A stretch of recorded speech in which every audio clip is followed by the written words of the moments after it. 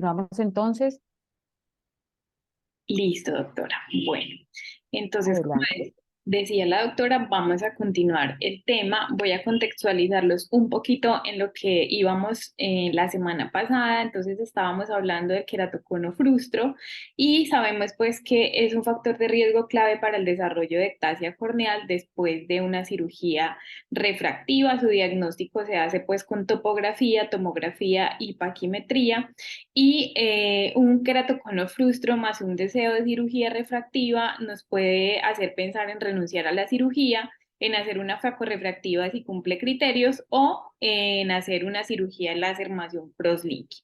Habíamos dicho que para hacer un crosslinking había que ofrecer seguridad y para ello había que tener en cuenta el protocolo de crosslinking utilizado, la profundidad de la ablación realizada por el láser y el grosor residual del lecho estromal, el tipo de cirugía láser que se iba a hacer, el tiempo y orden de la cirugía láser. Entonces, para concluir, pues más o menos esta parte es difícil definitivamente saber si el láser para queratocono frustro después del crosslinking es seguro. Solo se disponen de datos a corto plazo en los estudios sobre los beneficios visuales y se ha demostrado que el PRK simultáneo en la misma sesión seguido del crosslinking proporciona mejores resultados visuales que un crosslinking seguido de un PRK varios meses después. Tampoco hay datos a largo plazo sobre las tasas de progresión de ectasia cuando el crosslinking es seguido de láser, pero encontré un estudio a 10 años de seguimiento donde el 94% de pacientes que se sometieron a PRK más crosslinking simultáneo mostraron estabilidad de la ectasia. En conclusión, pues como un paciente que ya se ha sometido a crosslinking para un queratocono frustro, y está interesado en cirugía refractiva, es importante considerar qué tipo de crosslinking se le realizó, es decir, qué protocolo se usó, qué correcciones refractivas requiere, cómo está su topografía y la profundidad de la ablación. Sin embargo, esto puede ser un resultado inesperado debido a los cambios pues, que pudo tener esa córnea al realizar el crosslinking previo. Entonces, Antes de pasar, Angelita, una pregunta. Lo que acabas de, en esta diapositiva, dice que el PRK más el crosslinking simultáneo tuvo mejores resultados que hacer secuencialmente al revés, ¿no? Un sí. entrecruzamiento y meses después el PRK. Ujú. En los artículos que leíste, ¿hay algún ajuste en el nomograma del PRK? Porque como sabemos, pues el crosslinking nos va a generar un compactamiento estromal, ¿sí?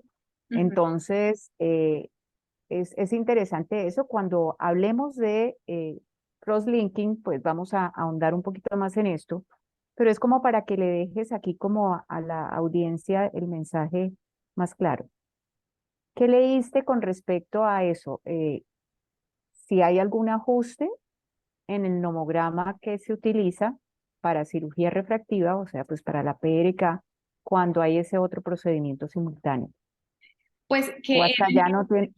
Ok. pues lo que leí pues no a profundidad era que el PRK pues lo que se debía gustar era el lecho estromal, que digamos que para otros pacientes ese lecho debía ser más mínimo del 40%, pero probablemente en estos pacientes que ya pudieran tener córneas delgadas, ese porcentaje debería disminuir. Y la cosa con realizar el crosslinking de manera posterior es que digamos que el PRK va a generar un daño pues epitelial en la córnea que idealmente va a ser recuperado con el crosslinking. Sí, ahorita pues les iba a hablar como de este artículo un poquito más de que Bueno, habla.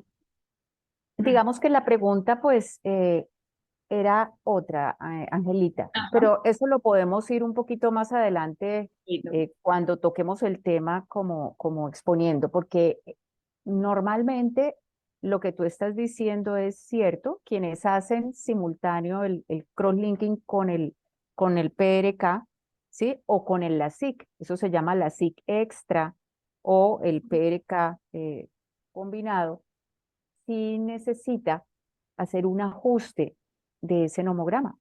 Ok. Bueno, lo que pasa es que no hay una predictabilidad igual a si uno hace un procedimiento de PRK eh, aislado, ¿no?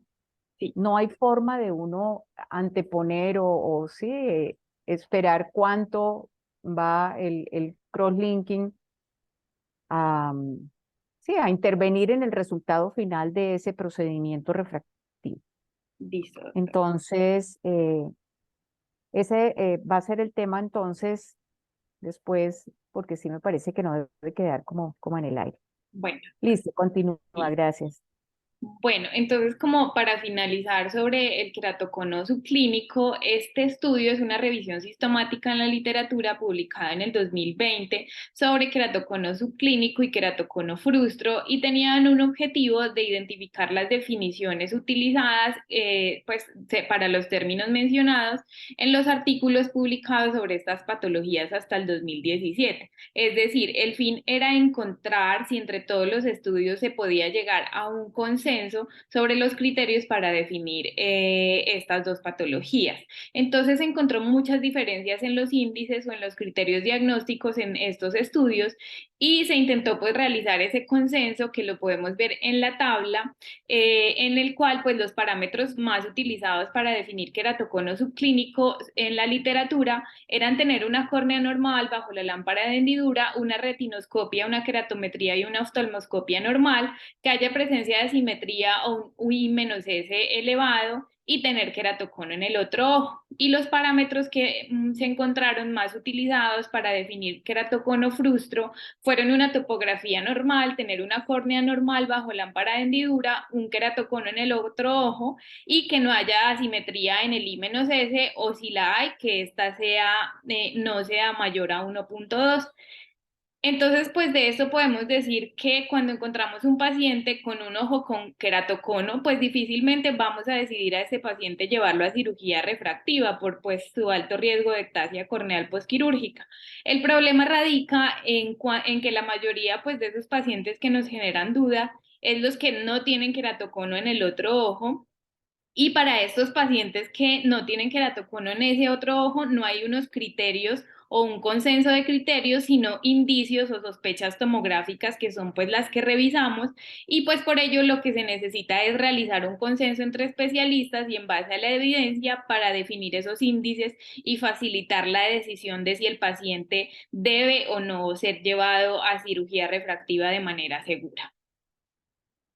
Entonces, ya para hablar del queratocono, pues obviamente nos vamos a basar más en la tomografía, perdón. Entonces sabemos que el queratocono es un trastorno bilateral y asimétrico que se caracteriza por un deterioro regional de la biomecánica corneal y que va a conducir a una remodelación en la forma con un secundario endurecimiento y adelgazamiento de la misma, llevando a defectos refractivos. Se pueden encontrar hallazgos clínicos sugestivos tempranos que pueden ser defectos refractivos, en la retinoscopia se pueden ver sombras en tijera, pero los signos que ya son vistos bajo lámpara de hendidura son signos tardíos donde obviamente el paciente ya va a tener un queratocono avanzado. Se diagnostica con tomografía para ver la superficie anterior y posterior y también pues se puede ayudar con VM y OCT. Es importante el diagnóstico precoz con el fin de controlar la progresión y también ayuda a evaluar los pacientes candidatos a cirugía refractiva para detectar los riesgos de ectasia. Entonces, esta es una enfermedad relativamente común con una prevalencia que oscila entre el 0.3 a 2.3 por cada 100.000 habitantes. Sin embargo, esta prevalencia se encontró que puede ser mucho mayor en algunos países. Por ejemplo, en Estados Unidos se encontró una prevalencia de 1 por cada 2.000 habitantes y en Holanda 1 por cada 375, que vemos que es muy alta.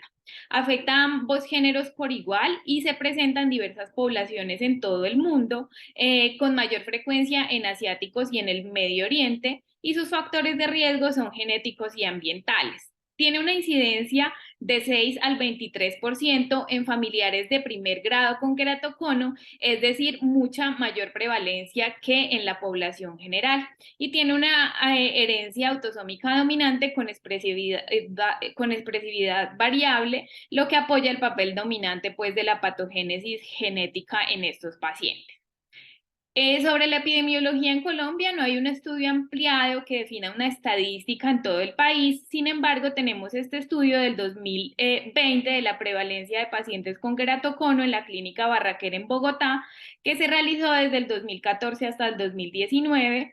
Y pues ellos recibieron más de 90.000 historias en pacientes atendidos en esas fechas, donde realizaron un filtro para queratocono y ectasia corneal, obteniendo aproximadamente 3.000 historias, de las cuales 2.596 tenían queratocono y 51 de generación marginal pelúcida.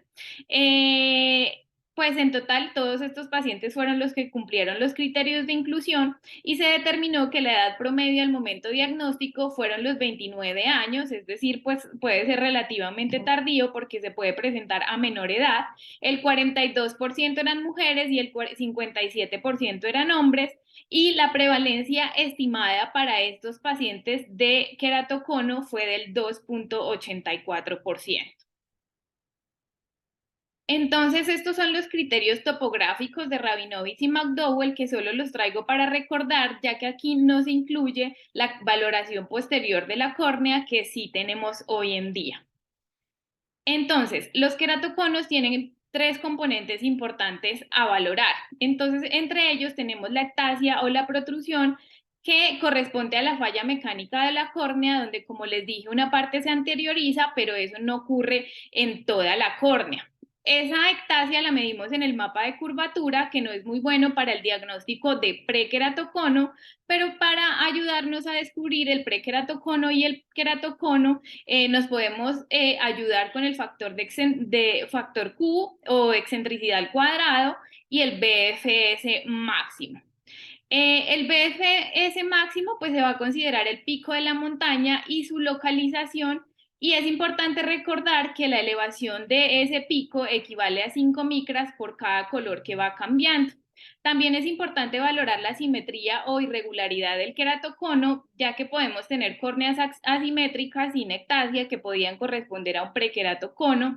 Esto lo vamos a medir en el mapa de curvatura y vamos a valorar la mayor asimetría cuantificada en el BFTA.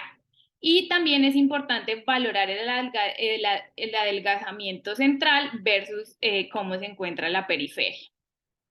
Entonces, en el queratocono vamos a encontrar un aumento en la excentricidad, un KPI e I-S elevados, un punto corneal más fino correspondiente a la zona de protrusión, un astigmatismo usualmente en favor de la regla, altos valores del coma vertical y un eje del coma que va a coincidir con el eje más curvo del astigmatismo, excepto cuando son asimétricos.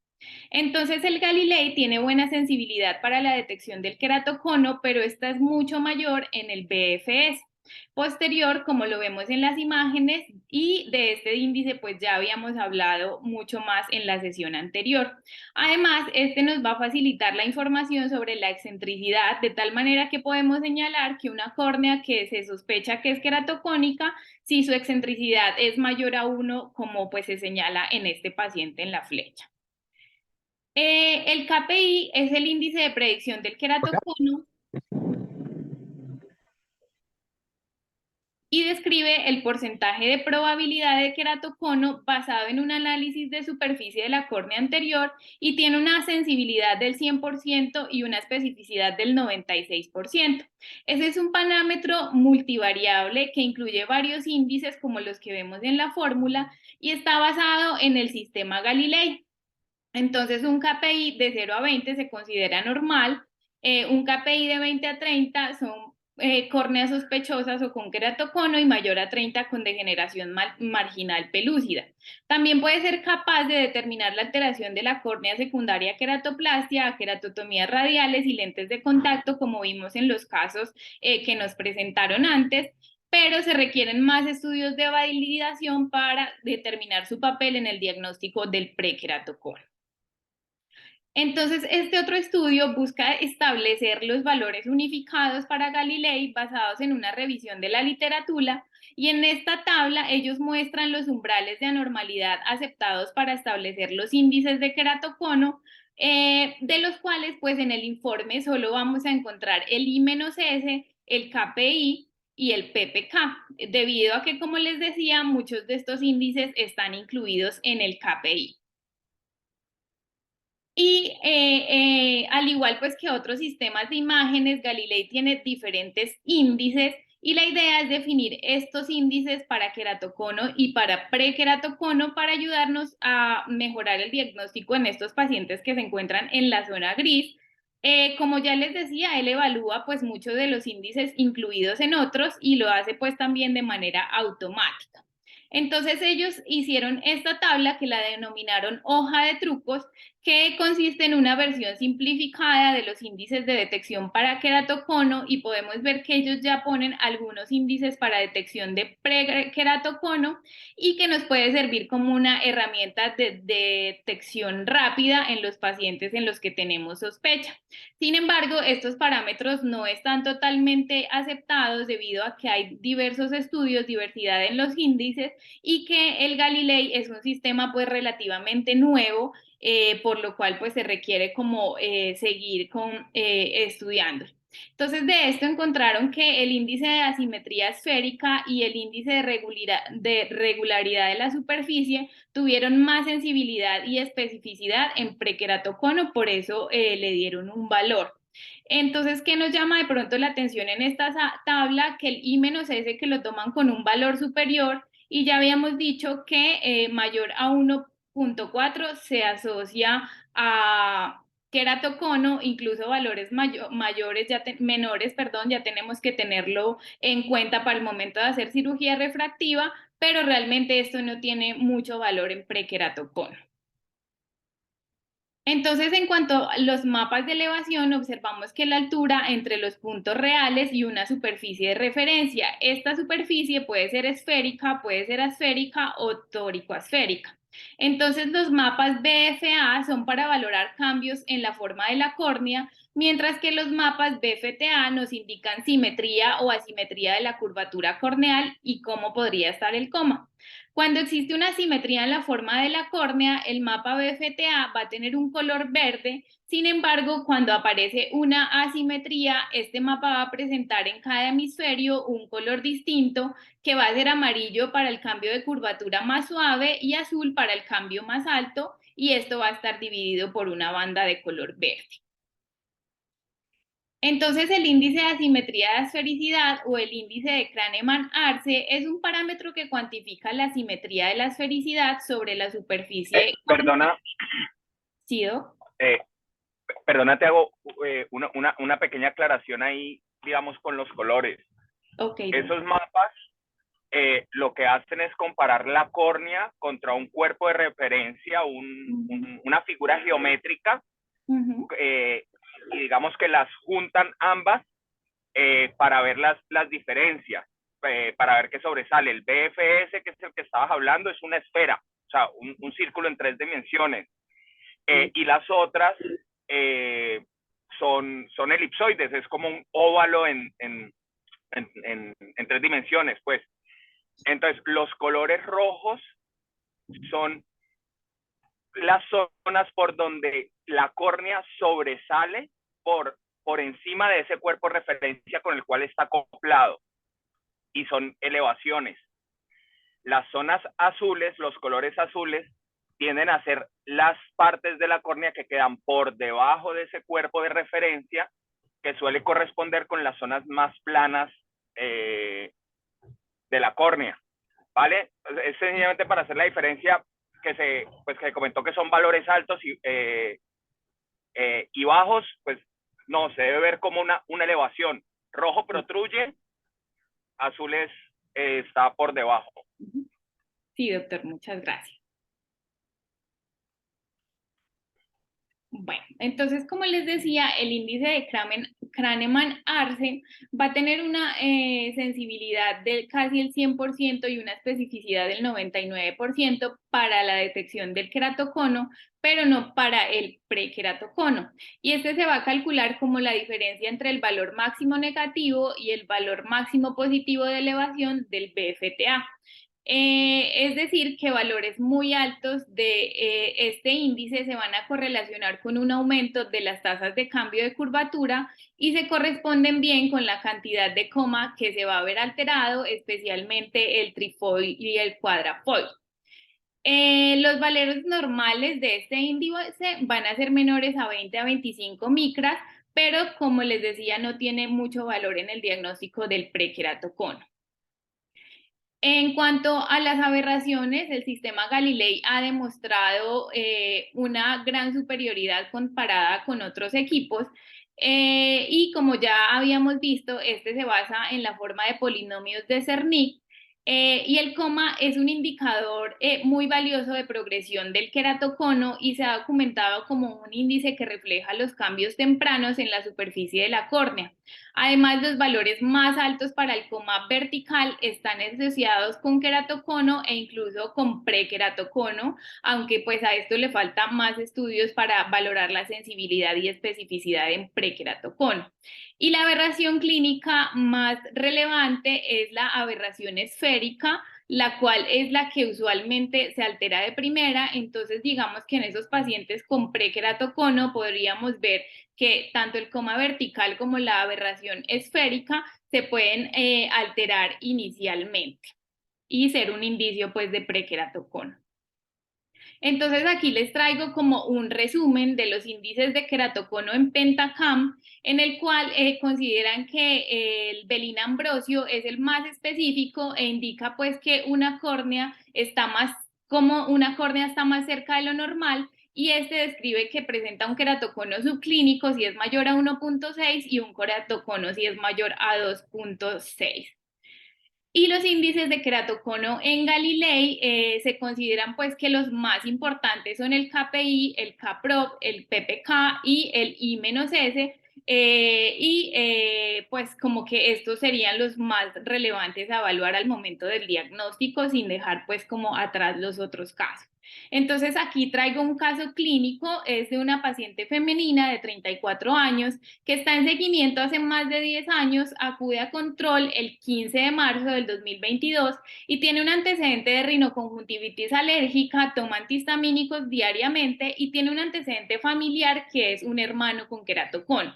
Su examen oftalmológico muestra una agudeza visual sin corrección en el ojo derecho de 20/25-2 y en el ojo izquierdo de 20/40-2. Su biomicroscopía es normal, excepto abundantes micropapilas en conjuntiva tarsal superior, y el resto de su valoración oftalmológica está normal.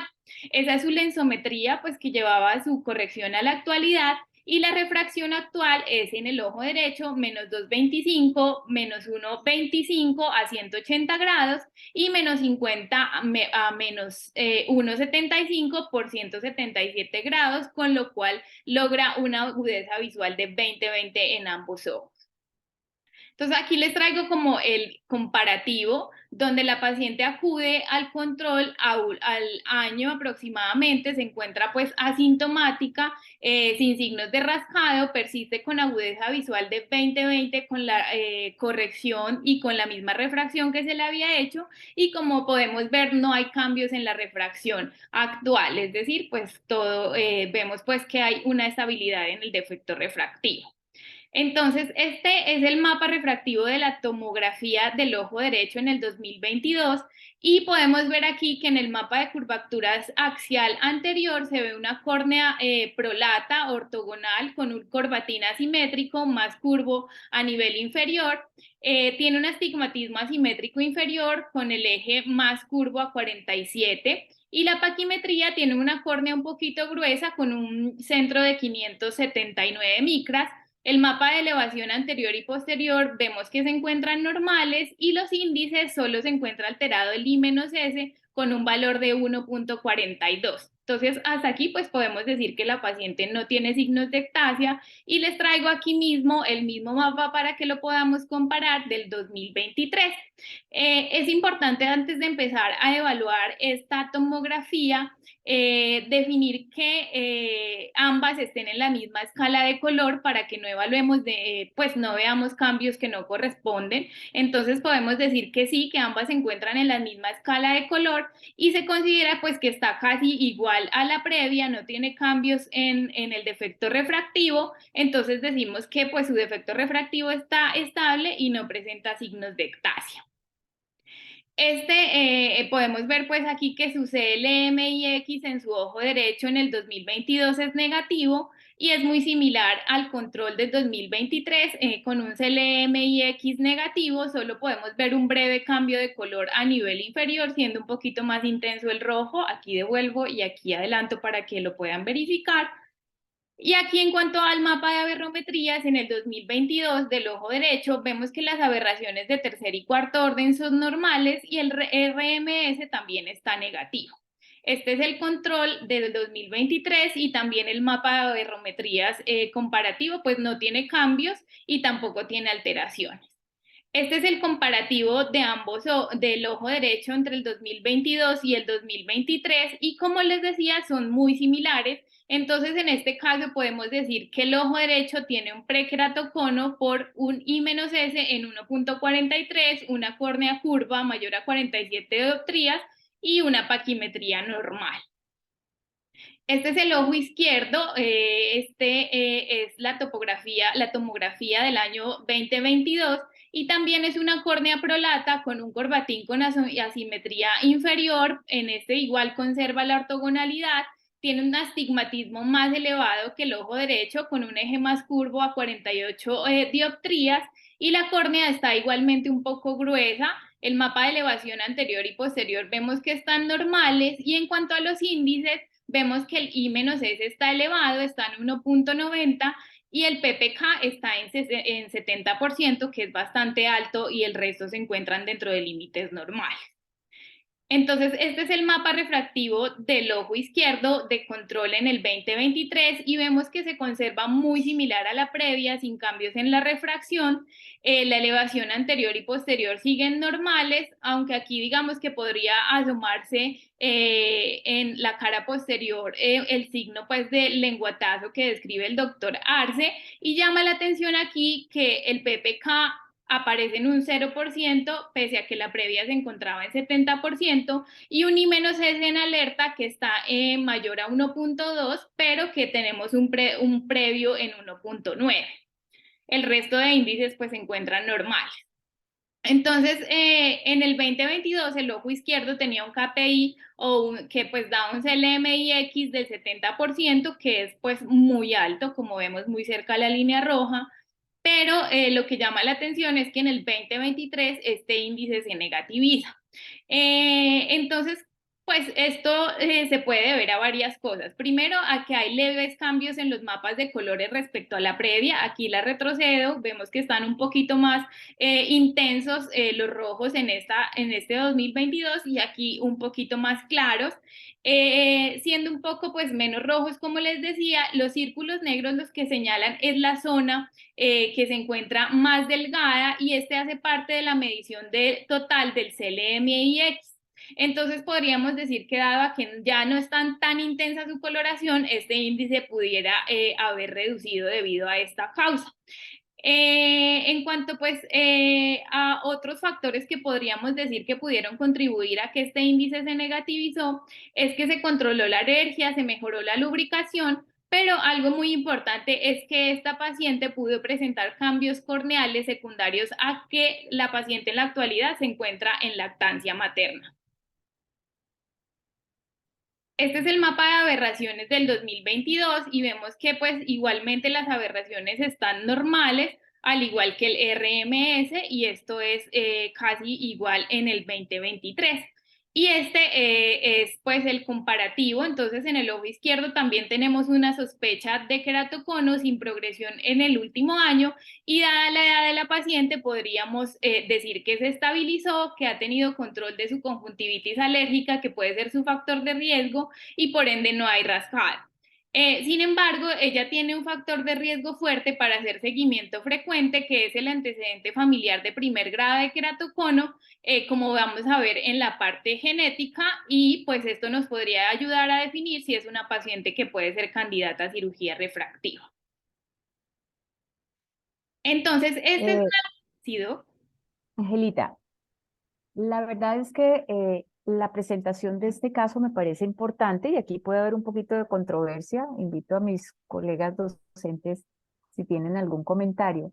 Esta es una paciente mía que, como dices, llevo siguiendo hace más de 10 años. Le hice a su hermanito un cross-linking y pues tiene factores de riesgo, todos, pero si nosotros miramos la topografía sin conocer nada más que ver la topografía, nos llamará la atención esa importante curvatura, ¿sí? Eh, esa asimetría leve inferior, pero diríamos de otra manera, pues la córnea es una córnea gruesa, las elevaciones anteriores y posteriores son normales y simplemente pues nos llamaría la atención, pero fíjense cómo uno debe ir un poquito más allá cuando vea estos casos, indagar. Si uno no conoce todo lo que nos has dicho, ¿sí? De todas maneras, esa córnea, aunque tuviera ese índice del 2023, el CLMIX negativo, pues para mí esa córnea es una córnea sospechosa. Entonces, quiero preguntar a mis colegas, ustedes con una paciente así, que no refiera pues, los antecedentes de alergia, hermano con queratocono y demás, ¿la considerarían para cirugía o irían un poquito más allá? ¿Qué significa ir un poquito más allá en cuanto a exámenes adicionales o en cuanto al interrogatorio que uno debe hacer, ¿no? Buenos días. No, yo estoy de acuerdo. Si yo no supiera pues la historia solo viera imágenes, pues sin duda alguna lo único que uno ve ahí es una simetría inferior, pero es una córnea que uno sabe que debe tener algo, que no es, que es sospechosa. Tendría en cuenta la edad. Si esta es una paciente de 14, 16, 17, 18, 20 años que va para la cirugía refractiva, sin duda alguna yo no la opero, sino que le hago un seguimiento cercano, ¿no? Con controles de... Eh, Estos son los pacientes que son los difíciles de uno de tomar decisiones, pero sin duda alguna pensar en cirugía refractiva. En estos casos yo hago seguimiento, hago una muy buena integración, porque si yo ya me dice que tiene un hermano con keratocono, pues es otro factor de riesgo que yo le sumo a los riesgos, ¿sí? Comparo también el otro ojo. Yo creo que ese fue el caso que pude con Ángela, lo miramos, y aparentemente esta paciente no tiene una progresión, que yo vi, ¿no? Eh, pero sí llamó la atención, yo definitivamente no le haría seguimiento y no lo operaría. ¿Qué exámenes podríamos pedir?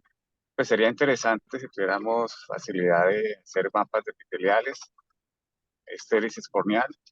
No sé si eso pronto nos pueda, digamos, dar más información, información adicional, pero definitivamente yo no pensaría en esa paciente en cirugía refractiva.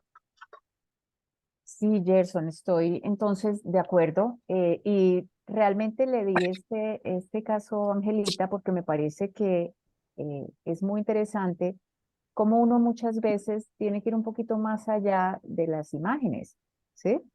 Eh, esta córnea, a pesar de que tenga índices en general negativos, o bueno, hay algunos sospechosos porque es una córnea muy curva y demás, pues a mí me luce que no es una córnea normal.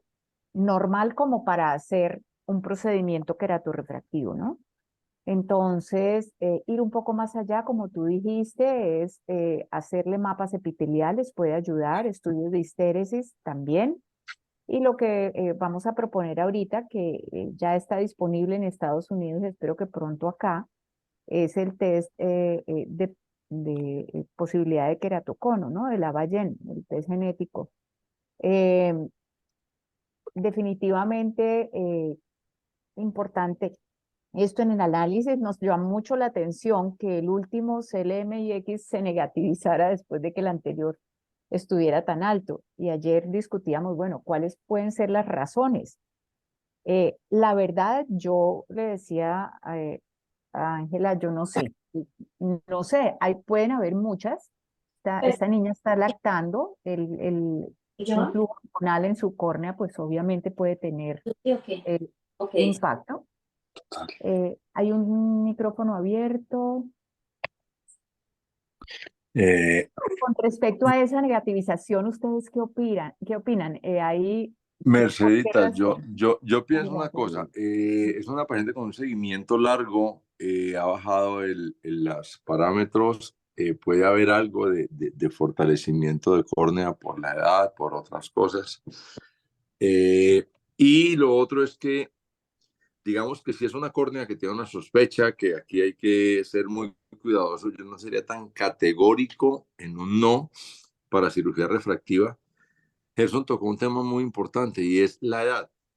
No es lo mismo esta topografía con los antecedentes, con todo, a los 20 años que a los 35 años, con una estabilidad prolongada. Ahora hay que ver también cuánto es el defecto refractivo, cuánto es la oración. O sea, hay otras cosas que pueden desviar la balanza hacia un lado o hacia el otro, pero definitivamente, y ayer hablábamos algo con Ángela y pues que les comparto a todos, y es, hay unas características que hacen que una córnea no la pueda determinar como normal.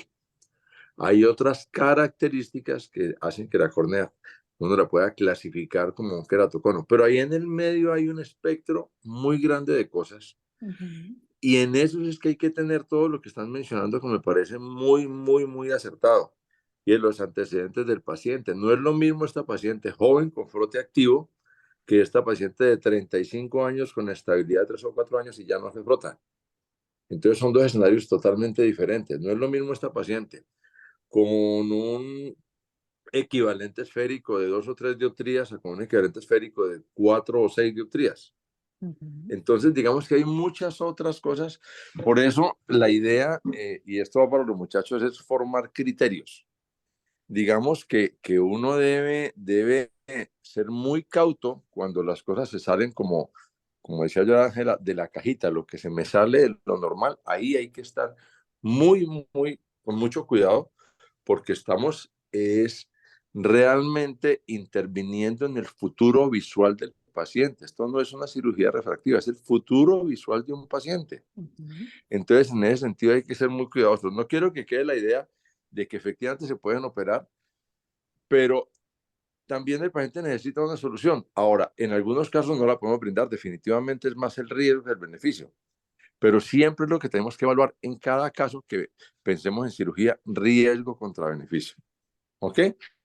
Pero muy Excelente. interesante el caso, muchas gracias.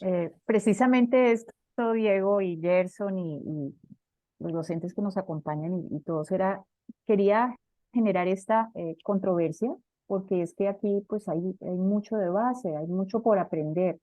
Precisamente el índice de sospecha que nos puede despertar una imagen, pero que cuando se complementa con la historia del paciente, con su condición sí, actual y además con la disponibilidad de exámenes adicionales que se pueden practicar en ese paciente para uno, pues no solamente decidir o no un procedimiento quirúrgico, sino poder hacer un diagnóstico descartable. Entonces, vamos a seguir con la charla para que Angelita nos diga qué otros exámenes, si los tenemos disponibles, podríamos hacer, estarían indicados y nos pueden pues dilucidar mejor el diagnóstico. Gracias a todos. Continúa, Angelita. Gracias. Bueno, entonces este es un algoritmo que inicia en topografía, pero como nosotros solicitamos prequirúrgicos ya la tomografía, avanzamos varios pasos hasta donde se señala la flecha y encontramos pues que si tenemos una tomografía normal podemos proceder a cirugía refractiva tipo LASIK, pero si la evaluación hay alguna sospecha o hay algunos índices que no están que están alterados de manera leve, podemos definir si se puede realizar un PRK o definitivamente desistir de la cirugía refractiva, como lo acaban de decir los doctores. Entonces es importante tener en cuenta las contraindicaciones actuales para la cirugía refractiva con láser que han sido recogidas en los protocolos de práctica preferente de la Academia Americana de Oftalmología y la Sociedad Española de Oftalmología y están basados en la mayor evidencia disponible hasta la actualidad y permiten pues extraer estas recomendaciones. Como sabemos, hay diferentes técnicas de cirugía refractiva y estas están indicadas en aquellos pacientes que por motivos de salud, motivos laborales, deportivos, económicos o personales desean mejorar o corregir sus defectos refractivos, así como eliminar o reducir la dependencia de gafas o lentes de contacto. Es igualmente importante recordar que las actividades deportivas o de alto riesgo son una contraindicación para la SIC, entonces en estos pacientes más bien considerar una cirugía de superficie. Estas protocolos lo que sirven es para definir la seguridad, eficacia y predictibilidad de la cirugía y es una guía clínica, sin embargo se debe individualizar cada caso aunado pues a la experiencia del cirujano, lo que va a garantizar una cirugía refractiva segura y eficaz. Entonces, pues aquí les hice como una tabla resumen de estas contraindicaciones. Entonces tenemos que la edad entre los 18 a 21 años se considera una contraindicación relativa para cirugía refractiva y una contraindicación absoluta es los pacientes menores a 18 años. Debido pues a que, como ya mencionaba previamente la doctora, con la edad la elasticidad de la córnea va a disminuir y puede aparecer un crosslinking natural que compacta la córnea. Entonces, cuanto más joven sea el paciente, más conservadores debemos ser en los tratamientos, intentando dejar un mayor lecho residual. Y en los pacientes que no muestran una estabilidad en el defecto refractivo, que ocurre mayormente a esta edad, se le puede hacer un seguimiento para definir si el defecto se estabilizó y en algún momento se puede operar al paciente. También es importante tener en cuenta los factores psicológicos que muchas veces nos olvidamos preguntar al paciente de ellos, ya que estos pacientes pueden tener expectativas no realistas y periodos de inestabilidad emocional que se consideran como contraindicaciones absolutas, es decir, si el paciente va a creer que todo va a ser perfecto, que va a mirar pues demasiado y nosotros vemos pues pese a la explicación esto no mejora, es mejor de pronto no operar al paciente.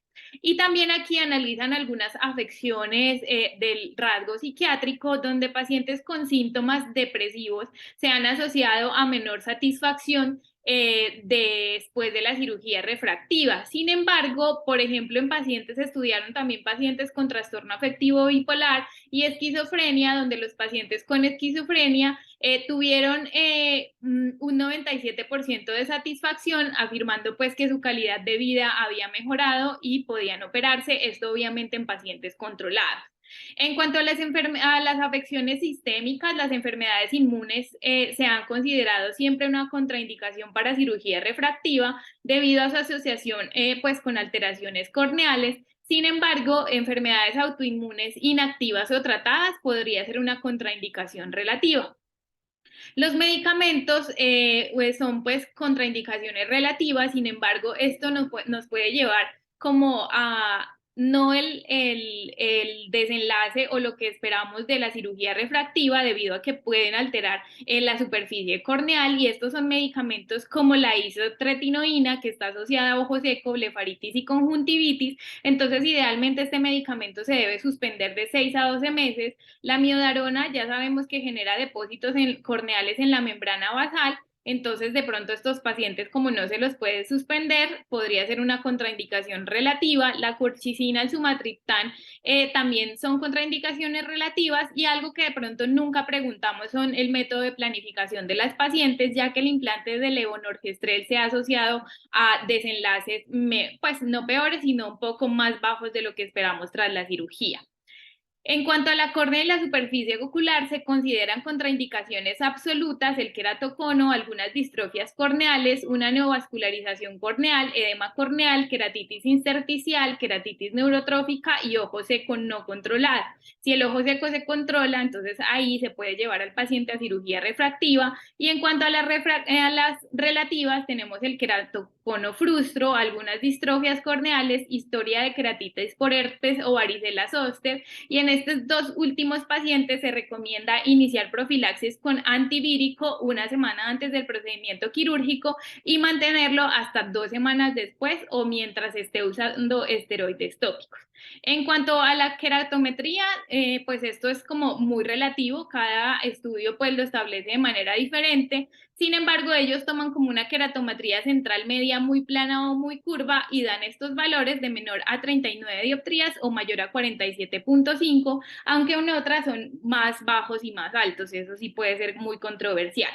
Y en cuanto a las paquimetrías, esto ya lo habíamos visto pues en la charla previa, pero aquí, pues, como una contraindicación absoluta sería un tejido corneal insuficiente para la profundidad de ablación propuesta. Y otras serían absolutas, un glaucoma no controlado, una catarata significativa y relativas el embarazo, la lactancia, debido pues a resultados inesperados, un ojo único, un glaucoma controlado e historia de uveitis. Entonces, esta última tabla solo... Angelita, Ángela, quiero hacer una observación. Devuélvete, por favor, una diapositiva. Con respecto a la contraindicación absoluta de la edad, aquí hay, digamos, tela por cortar. Pacientes jóvenes con altas anisometropías por riesgo de ambliopía importante es una indicación de hacer cirugía refractiva.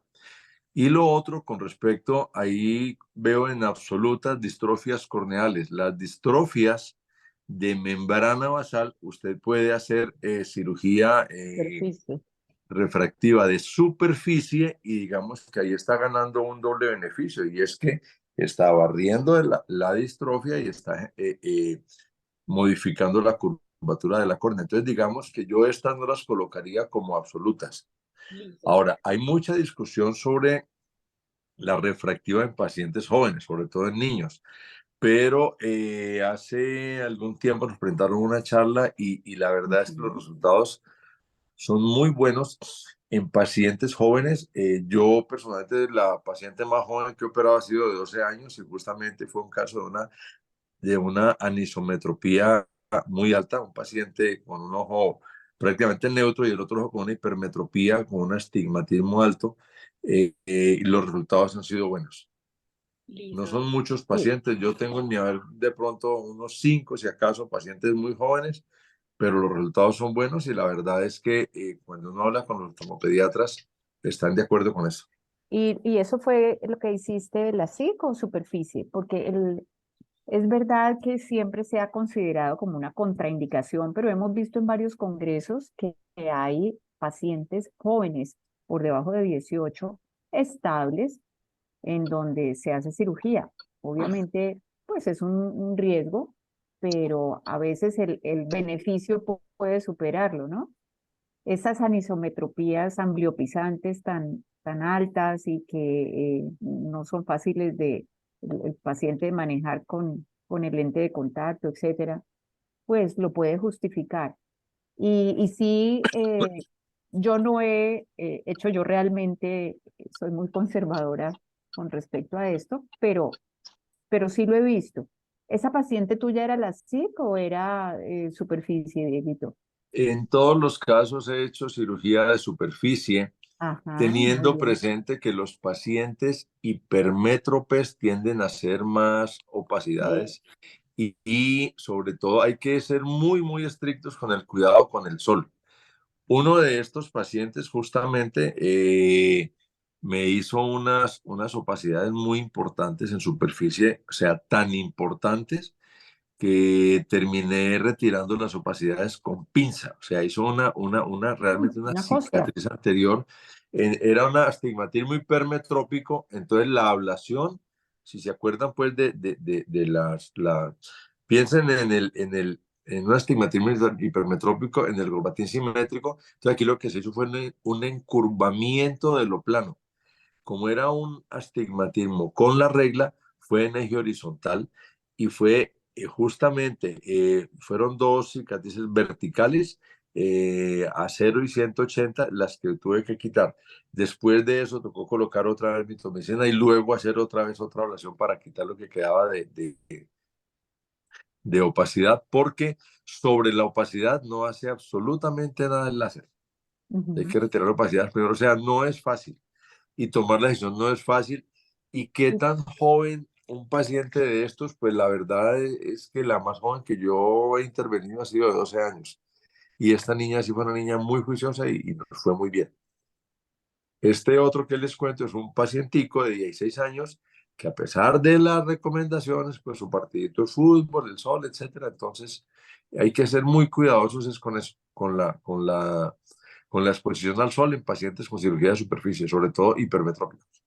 Correcto. Y en los niños, como decías tú, hasta donde sea posible, cuando haya cirugía, que sea de superficie, porque es que el riesgo de un trauma, ¿sí? Y una dislocación del flap, etcétera, pues es mayor.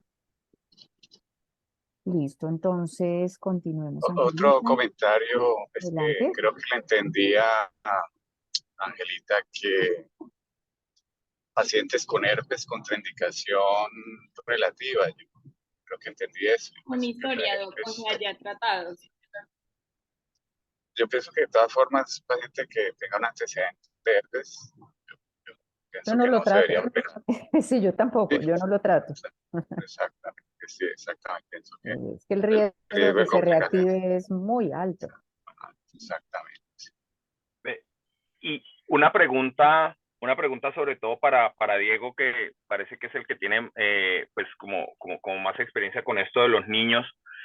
Eh, o sea, ¿desde qué edades se pensaría? Porque cuando uno habla de estos pacientes con una anisometropía, con potencial de ambliopía, pues estaríamos hablando De realmente de que niños habría que muy operarlos jóvenes. antes de los 8 años, porque realmente es hasta los 8 que se forma la ambliopía, ya después quedaron como quedaron. Daniel, tenés toda la razón en eso. La verdad es que yo he visto trabajos donde han operado niños de 5 o 6 años, pero no he tenido un paciente de esa edad. Y lo otro es que estos niños, así tengan un poquito más de edad, como esta niña de 12, son niños que difícilmente toleran un solo lente de contacto, son niños que la corrección con gafas no es buena. Y desde el punto de vista de neuroadaptación, ellos terminan perdiendo más visión después con la edad. Yo conversaba esto con un oftalmopediatra y me decía que sí les beneficia en el sentido de que no siguen perdiendo. Ahora, personalmente, tengo la experiencia en unos pacientes muy contados que he operado, que han tenido ambliopías y aún adultos. O sea, no son todos, pero he tenido la experiencia de pacientes que después de la cirugía refractiva, a través del tiempo, han recuperado líneas de visión. No te digo pues quedar full, pero un paciente de estos que mejoraba solo a 20/60, llegar después a un 20/30, un 20/25, o sea, hay mejorías tardías. No tengo la explicación porque lo que siempre nos han enseñado es que lo que acabas de decir, que no hay nada que hacer, pero yo ya no estoy tan de acuerdo con eso. Yo creo que sí hay que hacer, porque estimular ese ojito de alguna manera le va a servir, sirve en la visión binocular, le sirve en la estereopsis al paciente, o sea que su calidad de vida puede cambiar mucho. Y personalmente he visto pacientes que en el tiempo han mejorado.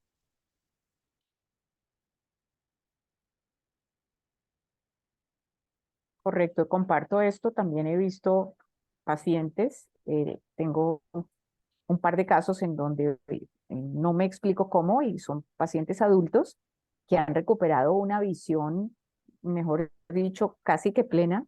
eh, no sé cómo, pero sí. Eh, la facultad de neuroadaptación, en una conferencia muy interesante que vi en un congreso, no se pierde nunca, incluso en pacientes muy mayores.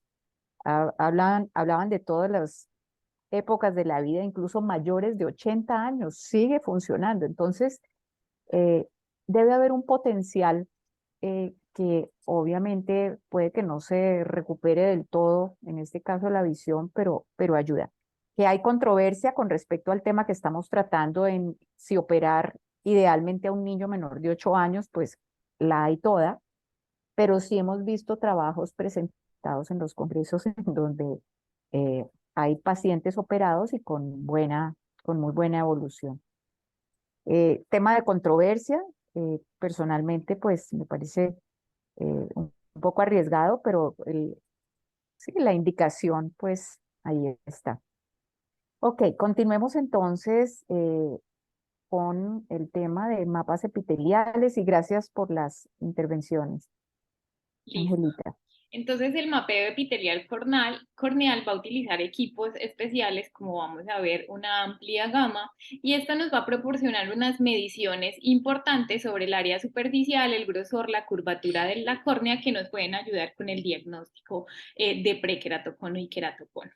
Entonces el epitelio corneal posee la capacidad de remodelar y cambiar su espesor en respuesta a las irregularidades estromales secundarias a trastornos corneales, incluido el queratocono, permitiendo enmascarar irregularidades o asimetrías.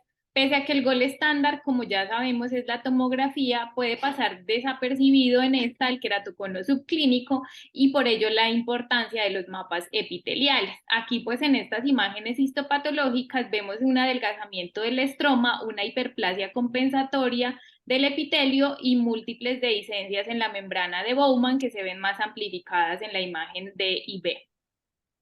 Entonces el epitelio corneal es una capa muy activa que se autorrenueva y se produce una renovación. Entonces, listo, aquí le doy para la gotica. Bueno, se la puede aplicar en ambos ojitos, bueno. Se produce una renovación completa en aproximadamente 5 a 7 días, pero el epitelio debe mantener. Por favor, apagar micrófonos.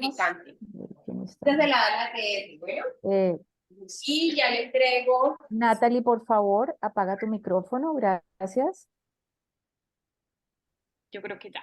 Entonces, como les decía, este epitelio se renueva en 5 a 7 días en su totalidad aproximadamente y el epitelio debe mantener un mismo perfil de grosor a lo largo del tiempo para mantener la potencia de la córnea. Entonces, el epitelio tiene la capacidad de alterar su perfil de espesor para compensar cambios en la curvatura de superficie o pues como con la finalidad de intentar restablecer una superficie óptica suave y simétrica. Entonces los mapas epiteliales pueden ser usados en combinación con otros métodos para mejorar la sensibilidad y especificidad en el tamizaje de queratocono y nos puede usar para diagnosticar astigmatismo irregular y para planear también una cirugía refractiva. Entonces, la historia de la medición del grosor epitelial comenzó en 1979 con Brian Holden, quien hizo la primera medición real del espesor epitelial in vivo utilizando la pacometría óptica. Después esto como que se paró y en el 92 ya se empezó a hacer estudio histológico del grosor epitelial. En el año 93 se comenzó a medir el grosor epitelial mediante ultrasonido digital de muy alta frecuencia, que es el VHF, y en el 94 se publicó el primer mapa de 3 milímetros de diámetro en VHF. En el 97, Torben comenzó a utilizar la microscopía confocal in vivo, la cual obtiene imágenes de altísima resolución que pueden determinar hasta la disminución de los queratinocitos en queratocono, como vemos en esa imagen. Sin embargo, al medir áreas demasiado pequeñas, esto resultaba insuficiente para graficar mapas epiteliales y pues hacer diagnóstico de ectasias. En el 2000, Dan Reinstein utilizó la ultrasonografía de alta frecuencia que permite un mapeo de 10 milímetros, ya se avanzaron 7 milímetros, permitiendo generar imágenes de enorme valor diagnóstico en la detección de queratocono y él utilizó el equipo Artemis Insight 100 VHF. En el 2001 se utilizó por primera vez la OCT para medir el epitelio y en el 2008 Haidt publicó mapas de espesor epitelial de 8 milímetros utilizando OCT. En el 2012, Wang y colaboradores publicaron mapas de espesor epitelial utilizando el RTView por OCT, que se conoce hoy en día como el OptoView, y en la actualidad se han desarrollado otros dispositivos de OCT que incluyen un mapeo de grosor epitelial como el EMS39-OCT, el Cyrus-HD-OCT y el AS-OCT. Entonces, digamos que como vemos tenemos diversidad de estudios y esto hace que en lo que yo encontré no haya como un consenso o haya dificultad en la valoración de estos. Entonces, con ultrasonido digital VHF, que son estas imágenes, se demostró que el epitelio no era una capa de espesor homogénea y esta falta de uniformidad se basa en la mecánica del párpado que ocurre igualmente en la tomografía, especialmente a nivel superior, por eso el cambio de coloración. E igualmente esto va a estar mayor a nivel temporal que nasal debido a que el canto externo está más alto que el interno, lo cual explica este perfil de espesor epitelial no uniforme de un ojo normal que vemos en la imagen pues de color. El promedio del epitelio entonces es de 5.7 micras más grueso en la parte inferior que en la superior y 1.2 micras más grueso a nivel nasal que temporal y va a tener un espesor central medio de 53.4 micras. Entonces, en la ortoqueratología, como ya sabemos, se utiliza un lente de contacto sobre la córnea como tratamiento y lo que hace este lente de contacto es que asienta firmemente sobre el centro de la córnea y deja un espacio en la periferia, lo que hace que se evidencie un adelgazamiento central del epitelio que nos puede confundir en cuanto a mapas epiteliales con un queratocono, como ya vamos a ver, es muy similar. Sin embargo, sabemos que una vez se retira el lente de contacto, el epitelio va a volver a su forma original. Entonces, este es un mapa de grosor epitelial con el OCT Cyrus HD que nos muestra un engrosamiento en el ojo derecho debido a la disminución de la capacidad del parpadeo durante un episodio de parálisis facial y un grosor epitelial del ojo izquierdo normal, pero vemos que en este equipo hay una coloración azul homogénea a diferencia del VHF que tiene determinados grosores de acuerdo al grosor epitelial. Y además vemos que en cuanto a los índices de normalidad son un poco más bajos comparado con el VHF. Entonces Reinstein en el 2010 publicó este artículo con esta imagen tomada con el Artemis que nos muestra el espesor epitelial en queratocono y cómo este disminuye o se adelgaza en el ápex del cono a medida que avanza la enfermedad y alrededor del cono del epitelio se pone más grueso como se evidencia en los mapas de color. Entonces la diferencia entre el punto más fino y el punto más grueso se va a aumentar, como ya sabemos, a medida que aumenta el queratocono. Entonces, el mapeo de grosor epitelial tiene el potencial de detectar prequeratocono y confirmar queratocono en los casos en que los cambios tomográficos puedan encontrarse como dentro de límites normales entre paréntesis o pueden incluso excluir el queratocono en caso de que haya una tomografía sospechosa. Entonces, en queratocono, el área más delgada o el área que recubre el cono puede presentar un adelgazamiento epitelial excesivo que en casos avanzados puede llevar a una ruptura epitelial, que es el color blanco que vemos a nivel central, y la zona delgada está rodeada por un anillo de epitelio engrosado que se conoce como patrón de dona epitelial, la cual intenta actuar para minimizar la extensión del cono. Entonces aquí vemos que la ubicación del epitelio más delgado está dentro de los 5 milímetros centrales y esta se desplazó levemente hacia temporal e inferior con un grosor epitelial medio reducido de 45, recordemos que el normal es de 53 aproximadamente. Entonces, esta es una diferencia con el Artemis entre el mapa epitelial normal, que es el de la izquierda, y el mapa epitelial con queratocono, que es el de la derecha, donde vemos que en queratocono hay un área central muy adelgazada, una periferia, como ya mencionamos, engrosada, y una diferencia mayor a 10 micras entre el área más gruesa y el área más delgada indica que pues este paciente tiene un queratocono. Entonces vemos que en el paciente con queratocono esta diferencia es de 18, por lo cual pues es un índice que nos dice que sí tiene la enfermedad. Entonces, sobre esta base que les mencioné, se han hecho diversos estudios y se han tomado diversas variables con el fin pues de tener un modelo de evolución según la gravedad del queratocono para hacer un diagnóstico temprano, y esto tiene una sensibilidad cerca del 95% y una especificidad del 99%. Entonces en la imagen podemos ver a nivel superior izquierdo una imagen tomada con un OCT MS39 el cual muestra una curvatura corneal relativamente normal con una ligera diferencia entre superior e inferior en cuanto a queratometría. Tenemos en la imagen superior derecha un pentacam que muestra la superficie anterior y posterior normal, y aunque no alcanzamos a ver los índices, no hay alertas colorimétricas en los índices. Y en la imagen inferior es una imagen epitelial tomado con el ARC-Scan Insight 100, que nos muestra un área de adelgazamiento epitelial con engrosamiento circundante, como vemos en la primera imagen de la izquierda, y en el cuarto mapa se muestran las desviaciones estándar del grosor de la población normal. Es decir, el algoritmo confirma que pese a que los hallazgos topográficos y tomográficos en el paciente son normales, este paciente sí tiene queratocono y no tiene indicación de hacer cirugía refractiva. Entonces, en este estudio que se publicó en el 2021 sobre la detección de queratocono a través de OCT corneal y parámetros y patrones de mapas epiteliales, lo que hizo es diseñar un mapa de decisiones o árbol de decisiones de 2 pasos. Entonces, un ojo se va a clasificar como queratocono si se cumplen las 2 condiciones del árbol de decisiones. Entonces, en primer lugar, al menos uno de los 4 parámetros cuantitativos del mapa de grosor corneal va a estar anormal si tiene una paquimetría mínima menor a 515 micras o si tiene una paquimetría mínima menos la máxima menor a menos 71 micras, o si la paquimetría superonasal inferotemporal es mayor a 28 micras, o si tiene un grosor epitelial con una desviación estándar de 5 milímetros centrales mayor a 1.8 micras.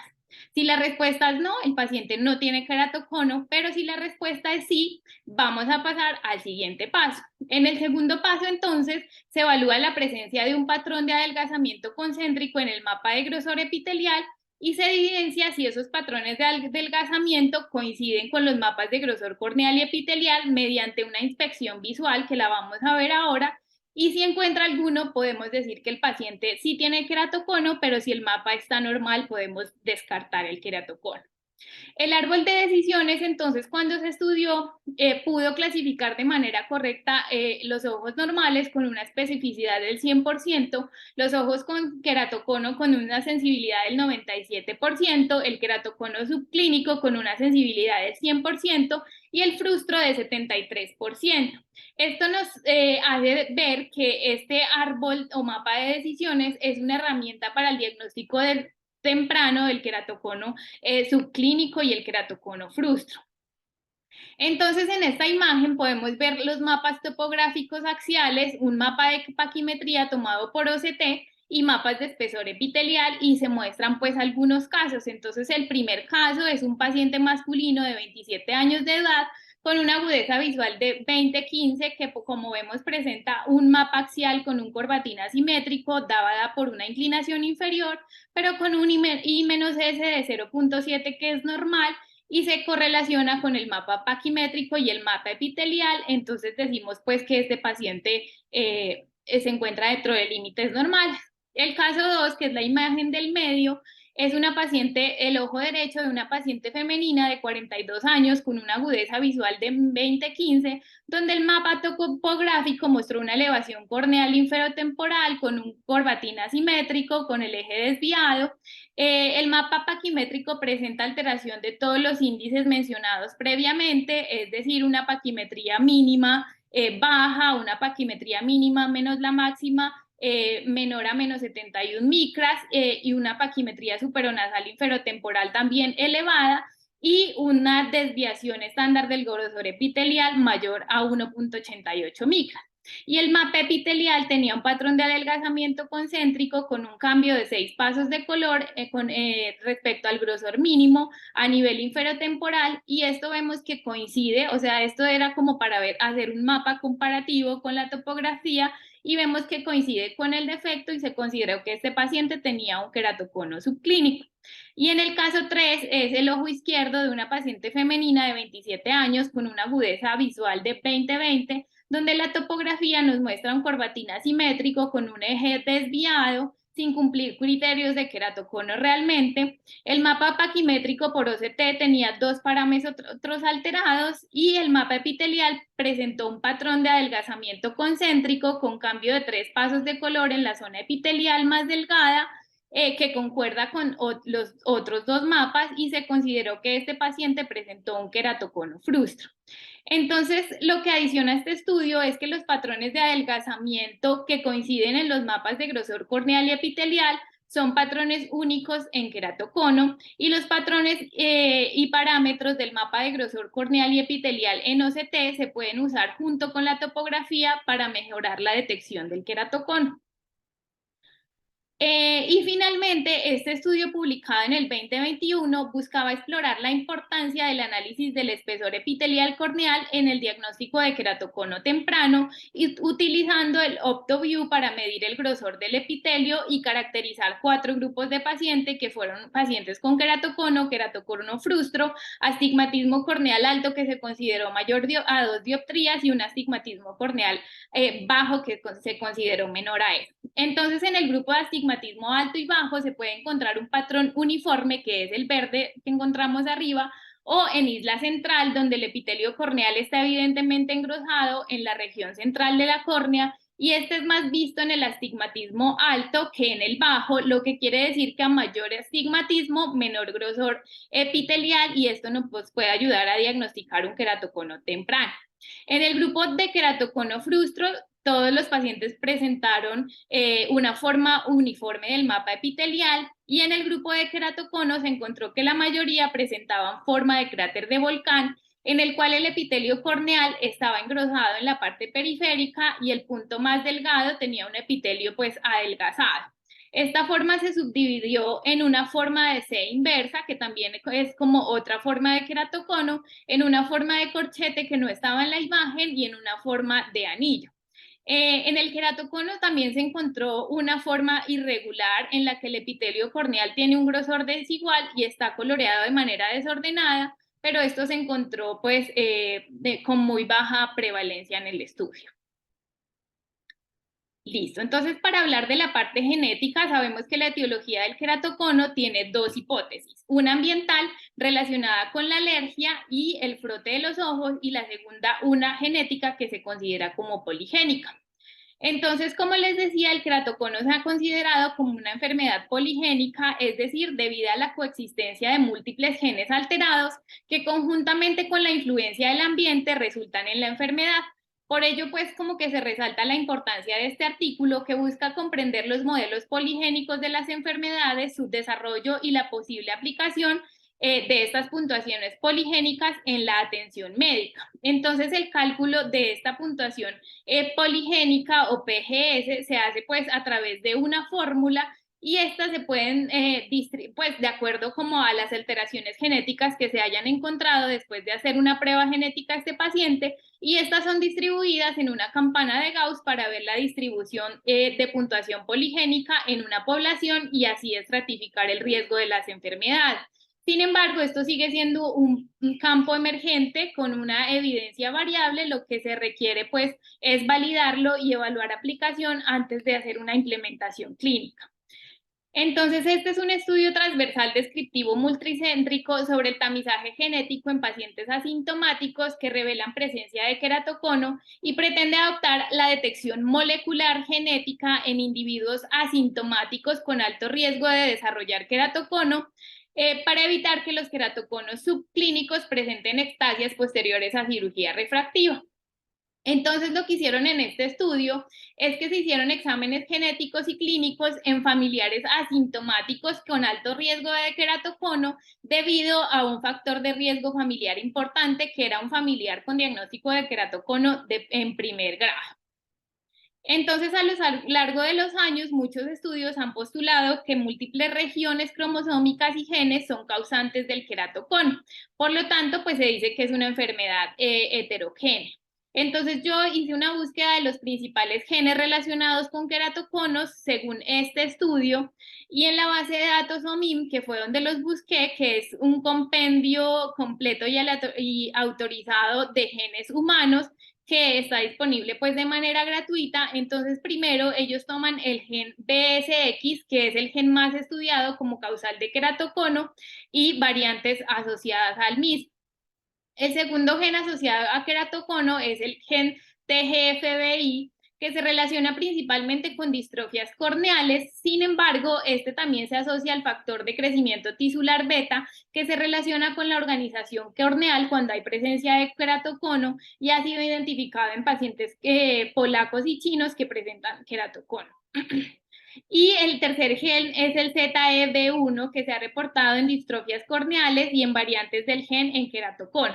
Entonces, lo que hicieron fue hacer estos 3 genes como genes diana para la secuenciación molecular en estos pacientes y explorar la etiología genética en los pacientes con queratocono. Entonces los participantes se reclutaron como pacientes que ingresaron para ser atendidos en el Hospital Oftalmológico de la Universidad Médica de Wenzhou en China, o en el Instituto Ocular Mediterráneo de Metropía en Grecia. Y este estudio se llevó a cabo durante un año aproximadamente. Se reclutó a 88 familias con queratocono, incluidas 79 familias chinas y 9 griegas.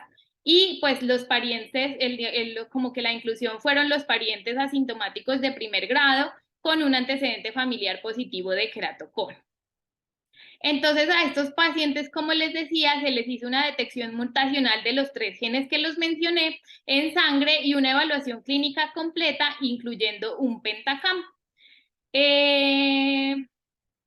Y digamos que este es el esquema de la parte del estudio genético, donde podemos ver en la imagen superior las tablas de pedigrí o el árbol genealógico, en la cual en negro vemos hombres y mujeres que tienen queratocono, en gris vemos los portadores asintomáticos de la enfermedad, en blanco vemos los pacientes sanos, y un blanco con un punto negro, que es un hito que hay, es un portador de los genes, pero sin ninguna característica clínica de queratocono.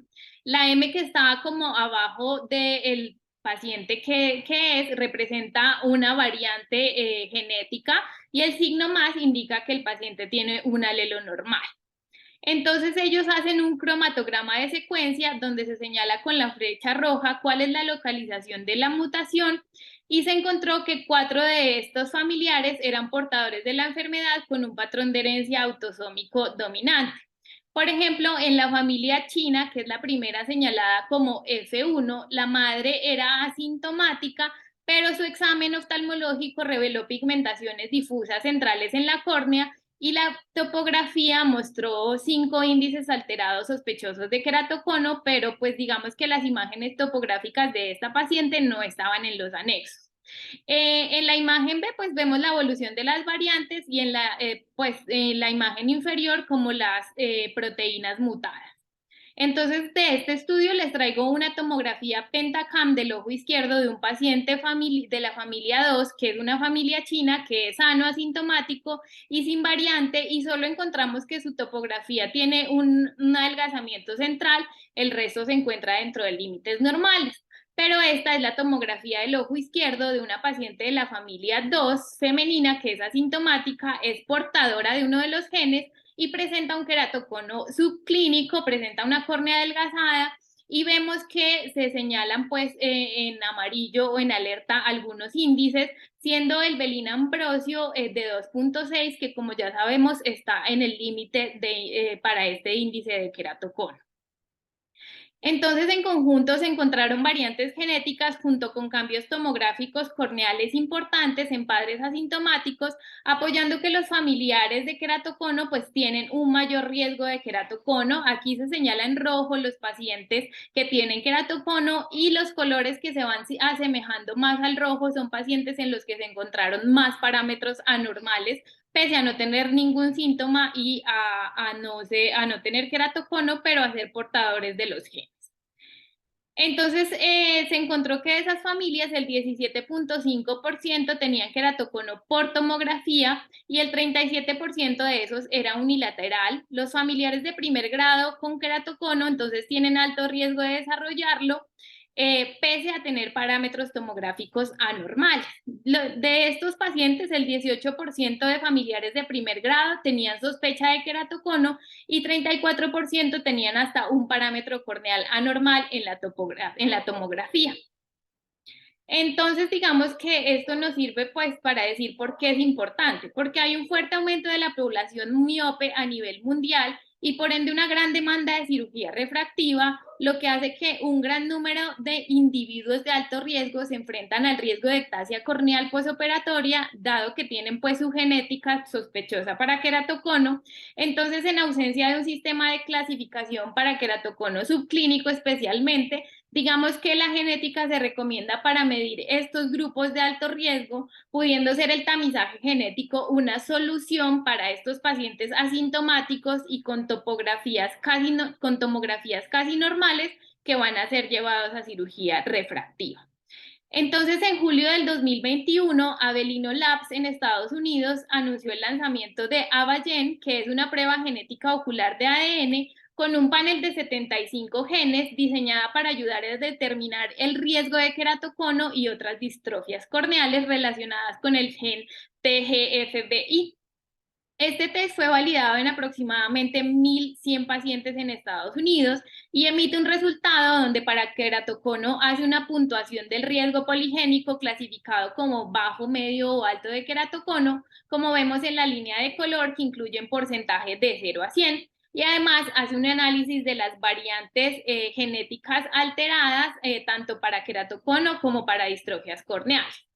Entonces, este es un kit que se puede pedir a domicilio, a su casa, y consta de un folleto de instrucciones, un formulario de solicitud, un consentimiento informado que usted lo debe enviar pues al portal de Avelino. Y para tomar la prueba, usted debe consumir un vaso de agua, dejar pues no consumir nada por 30 minutos y proceder a tomar la prueba. Entonces el kit trae unos hisopos y trae un vial, entonces lo que debe hacer es pasar el hisopo en la mejilla sin tocar las encías ni la lengua aproximadamente 20 a 30 veces, posteriormente poner en el vial líquido que trae también el test el hisopo más o menos 10 veces y repetirlo con los 4 hisopos que trae.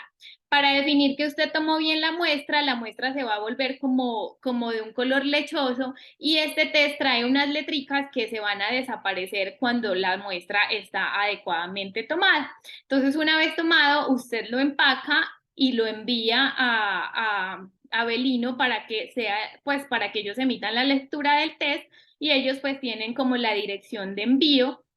El precio pues de este test es $300, que equivale a 1.300.000 aproximadamente pesos colombianos, y el envío se puede hacer por la empresa USPS, que en Colombia se lleva a cabo por MS, que es un consorcio internacional de servicios postales en el mundo.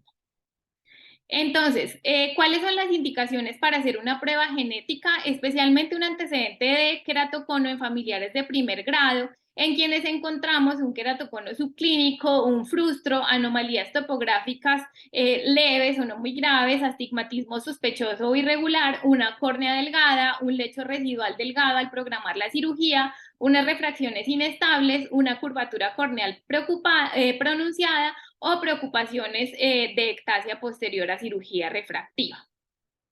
Entonces, este es un caso pues, que mostraron cuando hicieron esta exposición de estas pruebas genéticas, donde vemos que realmente este Pentacam pues no tiene muchos índices marcados, sino como unos 3 índices en el ojo izquierdo y 1 en el ojo derecho, y solo pues tiene como, si traspolamos el lengüetazo del doctor Arce al Pentacam, podríamos decir que es un paciente que es sospechoso para queratocono, pero que probablemente pues tiene buenas córneas y es candidato a cirugía refractiva. Entonces a este paciente le hicieron el Avagen y pues este indicó que tenía un 52% de riesgo de queratocono, por lo cual se desistió de la cirugía refractiva. Entonces esto es para mostrar, digamos, la utilidad del test. Entonces, para concluir, el tamizaje genético en queratocono es una nueva promesa para estratificar el riesgo, ayudar a tomar una decisión cuando hay dilemas clínicos de si hacer o no la cirugía refractiva, un diagnóstico temprano de queratocono, y se podría incorporar en guías para definir el riesgo de ectasia corneal posterior a cirugía refractiva. Y listo. Muchas gracias, Angelita. Excelente exposición en contenido, en forma, etcétera. Una de las cosas que más me llamó la atención pues del congreso pasado de ASCARS fue esto, la disponibilidad de estos test genéticos de forma fácil, pues que el mismo paciente puede tomar la muestra, malo que tengan que mandarlo a un centro pues para que lo analicen. Pero me imagino que con el tiempo el diagnóstico, digamos, o la interpretación podrá ser mejorada para que el mismo paciente pues la pueda tener o en el centro donde se haga, ¿no?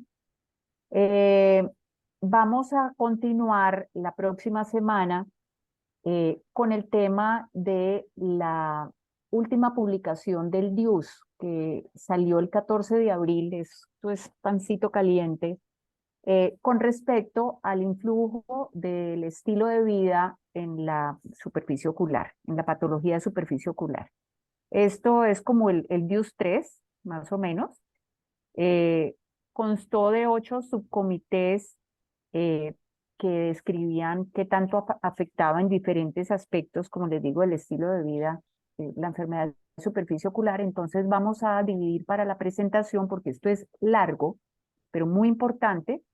La semana próxima, la doctora Caterine Camargo va a empezar con el tema, los 4 primeros reportes, y la siguiente semana con el resto para pues, poder completar esta información tan importante. Y digamos que dentro de 3 semanas continuaremos con la doctora Ángela Fajardo con el tema de actualización en crosslinking. Hay muchas cosas interesantes y nuevas, aplicaciones diversas, así que es más o menos la carta de ruta de las próximas semanas. A todos muchas gracias por su atención, por las intervenciones que nos enriquecen a todos. Gracias, Angelita, de nuevo, y la próxima semana el doctor Jackson López me va a hacer el favor de reemplazar la coordinación de la charla porque voy a estar ausente por una participación en un ambiente académico, precisamente de ojo seco. Vamos a participar en el consenso Lugos para definir las guías de manejo e indicaciones de ojo seco y lubricantes oculares. Entonces, de nuevo a todos, muchas gracias, que tengan un feliz resto de día y semana.